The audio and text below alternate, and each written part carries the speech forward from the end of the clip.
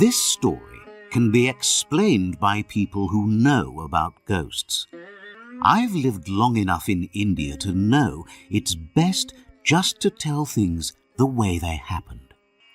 Dumoise worked as our doctor at Meridki in the Punjab, in the northwest of India. He was a round, sleepy little man, and he married a young woman as round and sleepy-looking as himself. After their wedding, they forgot about the rest of the world and were very happy. Life in Meridki went on quite well without them. But Dumoise was wrong to shut himself away from the world, as he discovered when there was an epidemic of typhoid in Meridki, and his wife became ill with the disease. 5 days were lost before he realized she had more than just a fever. 3 more days passed before he visited Mrs. Shute, the engineer's wife, and spoke to her in a nervous way about his trouble. She almost hit him round the ears. "It's a crime you waited so long to tell someone," she said, and went off immediately to care for the poor woman. 7 people in Meridki caught typhoid that winter, and for 56 days we fought the disease and brought them back to the world of the living. Just when we thought it was all finished, little Mrs. Dumoise became worse again and died in less than a week. Everyone went to the funeral.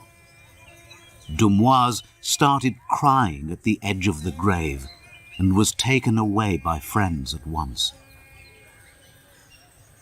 After his wife's death, Dumoise went back to their house alone. He didn't want help. He did his job well, but we all told him he should take a holiday. Dumoise was grateful for the idea and went to the hills in northeast India on a walking tour. He took a gun and a big camera with him, hoping to take lots of photographs and forget his grief. A useless Indian servant went with him to help with his luggage. The man was lazy and not very honest, but he'd been his wife's favourite and most faithful servant, and Dumoise was happy to let him manage everything. On his way back from the hills, Dumoise went to a place called Bagi. The house where walkers can stay there is open to the winds and a bitterly cold place. He stopped at 7 o'clock in the evening, and his servant went down the hillside into the village to find carriers for the next day. The sun had gone down, and it was windy.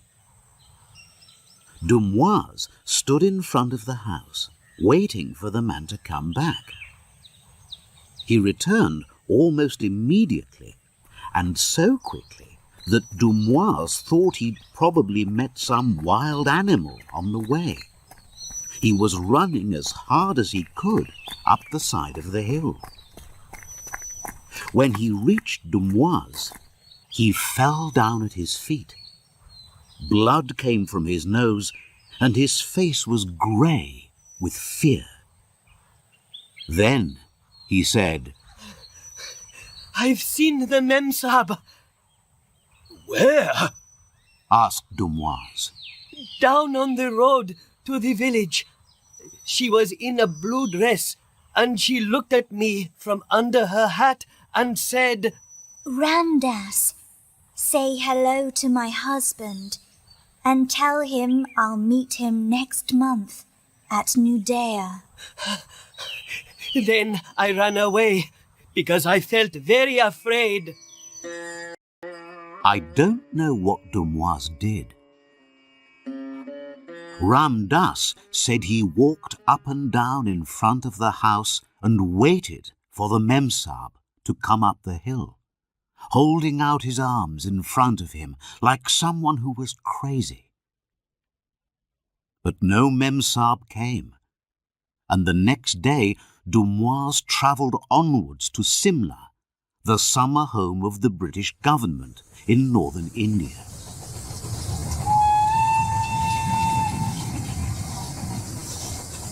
He asked Ram Das endless questions about what had happened to him in Bagi along the way. Ram Das could only say he'd met Mrs. Dumoise. She'd looked at him from under her hat and had said the words he'd reported. He never changed his story. I don't know where Nadia is. I've never been to Nadia, and I don't want to go there, even if I'm paid twice what I usually get to go, he added. Nadia is in Bengal, in southern India. It has nothing to do with a doctor working in the Punjab. It's more than 1,200 miles south of Meridki, where Dumoise lived. Dumoise passed through Simla without stopping.